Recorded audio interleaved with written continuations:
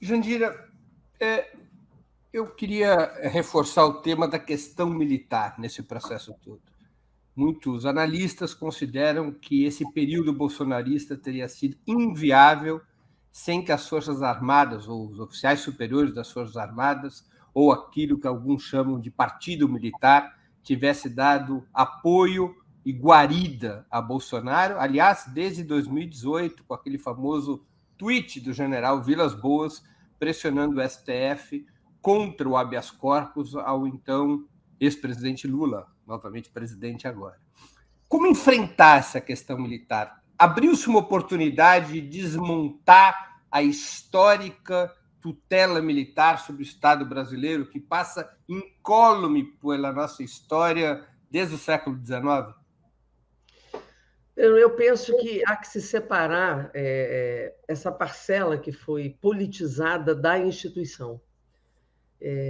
A Constituição brasileira ela é muito clara no papel das Forças Armadas e nós temos que voltar a fazer cumprir a Constituição. Tem que desmilitarizar o governo e despolitizar as Forças Armadas. Isso acho que é a diretriz central para nós. Essa é a diretriz central. É fácil fazer isso? Não é.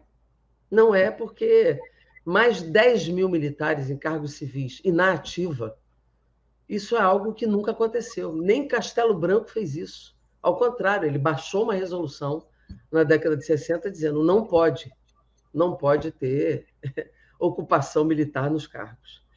A gente precisa entender que esse processo que foi feito, de fato, foi uma grande distorção. E eu concordo com você, não teria essa sustentação não fosse feito o que Bolsonaro fez. Inclusive, ele distorceu até no beneficiamento da carreira militar, ele só favoreceu as de determinada patente para cima. Inclusive, na reforma da Previdência, em tudo ele beneficiou de determinada patente. O duplo salário, salário de militar mais salário de função. Tudo, a base mesmo do Exército, das Forças Armadas, elas ficaram órfãs desses beneficiamentos. Então, essa distorção precisa ser enfrentada de fato. Então, é desmilitarizar o governo e despolitizar as Forças Armadas. Tramitam, inclusive, emendas constitucionais no Congresso. Né? Tem uma da Perpétua Almeida, da nossa bancada, que era dizer o seguinte: militar vai assumir cargo, vai para a reserva. Tem que ficar um tempo na reserva para assumir a ativa.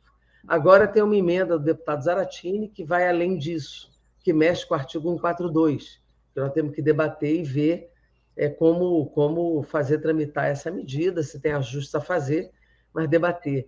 Existe também o artigo 144 da Segurança Pública, que, na minha opinião, está ali paradinho, mas nós temos que olhar, porque é um artigo que virou um enclave ainda de legado da ditadura militar na Constituição, que impacta toda a segurança pública brasileira, onde a ideologia do inimigo interno ainda é a que prevalece. É o artigo que coloca as polícias militares como forças auxiliares. Exatamente. E aí acaba que a ideologia do inimigo interno ela prevalece, e isso impacta na formação dos agentes de segurança. Quando a gente fala desmilitarizar a polícia, não é tirar o uniforme, não é tirar sua característica, sua figura jurídica, mas é desideologizar nesse sentido, do auxílio às Forças Armadas como uma força auxiliar e dentro dessa formação vinculada à ideologia do inimigo interno. A polícia militar era uma polícia da segurança, mas ela tem que ser voltada à segurança do cidadão e não do Estado contra o cidadão. Então, tudo isso a gente precisa mexer no 144 e olhar essa emenda constitucional do 142 que o deputado Zaratini deu entrada, como também a emenda da deputada Perpétua, e há outras emendas que estão chegando, propostas para a gente encarar essa história. Então, há uma série de propostas em curso, de tramitação, e há uma decisão do presidente Lula de recolocar as Forças Armadas no seu papel constitucional, papel esse que está em debate, inclusive, dentro da Câmara dos Deputados, mas esse papel constitucional hoje, de resguardar as fronteiras, de ter um papel de não interferência na política, de não ser o mediador da política, o mediador do Estado, isso para nós está claro, isso acho que é um consenso hoje, não só para a cabeça do presidente Lula, como para nós do campo aí progressista brasileiro. Só para esclarecer a nossa audiência, a deputada Jandira Fegali já esclareceu o que é a proposta da deputada Perpétua a respeito que os militares somente podem assumir funções na administração pública se passarem para a reserva. Atualmente, a lei permite um ping-pong, ou seja, o militar da ativa vai e volta. E pode voltar para a sua função na ativa, o que, evidentemente, gera uma distorção.